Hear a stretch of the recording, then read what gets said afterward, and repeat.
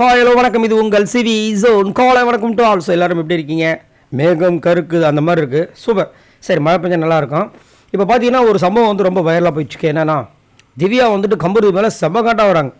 ஏன் ஆகிறாங்க அப்படின்னா, கம்பருதினுக்கு அவருக்கு ஒரு கேரக்டர் கொடுத்துருக்காங்க. என்ன கேரக்டர்? அவங்க வந்துட்டு ஆல்ரெடி விஜய் பார்வதியை லவ் பண்ணியிருக்காங்க. அது வந்துட்டு பிரேக்கப் ஆகிடுச்சு. இப்போ வந்துட்டு அவர் வந்து காதலுக்கு எதிரானது. கரெக்டு தான், இல்லைன்னு சொல்லலை. என்ன தான் எதிரானதாக இருந்தாலும் ஒரு எக்ஸ் லவரை பார்க்கும்போது ஒரு மனசு வந்து பதப்பதுக்காதா? அவங்க வந்து பேச வரும்போது நீ போ, உங்களுக்குள்ளே பேச முடியாதுன்னா சொல்லுவாங்க. முதல்ல வந்து சொன்னார், அதுக்கப்புறம் பேச தானே செய்வாங்க. அந்த கேரக்டரை பண்ணுறதுக்கு போனால் அந்த டீமில் எல்லோரும் சைலண்ட்டாக இருக்காங்க. ஆனால் திவ்யாவுக்கு மட்டும் அது பிடிக்க மாட்டேது. ஏன் என்னன்னே தெரியல. எப்போ பார்த்தாலும் வந்து விஜய் பார்வதி மேலேயும் கம்பருதி மேலேயும் காண்டில் இருந்தால் என்ன தான் பண்ண முடியும்?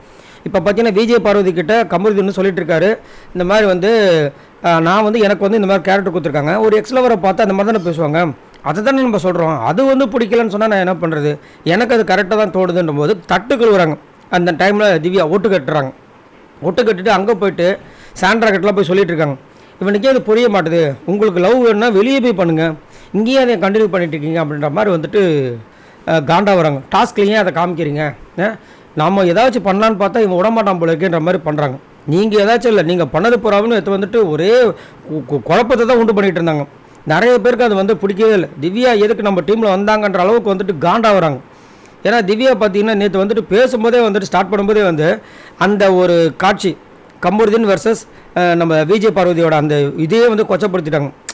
அவங்க வந்து கான்செப்ட் என்னென்னா, ரெண்டு பேரும் ஆல்ரெடி லவ்வர்ஸு, இப்போ பிரிஞ்சிருக்காங்கன்னா இவங்க என்ன டக்குன்னு சொல்லிட்டாங்க, விஜய் பார்வதி வந்து ஆல்ரெடி வந்துட்டு லவ்வராக இருந்து அங்கே இருக்கிற ஒரு சேவரோட ஓடி போயிட்டாங்கன்ட்டாங்க. இது எவ்வளோ பெரிய தேவையில்லாத ஒரு விஷயம்.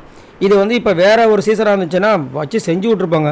இந்த பொண்ணாக இருக்க சிரிச்சுட்டு அப்படிலாம் பேசாதீங்கன்னு சொல்லிட்டு, ஆனாலும் கொஞ்சம் சலசலப்பு ஏற்பட்டுச்சு. ஆனால் இந்த பொண்ணு திவ்யாவோட விஷயங்கள் அதுதான் எனக்கு சுத்தமாக பிடிக்கல.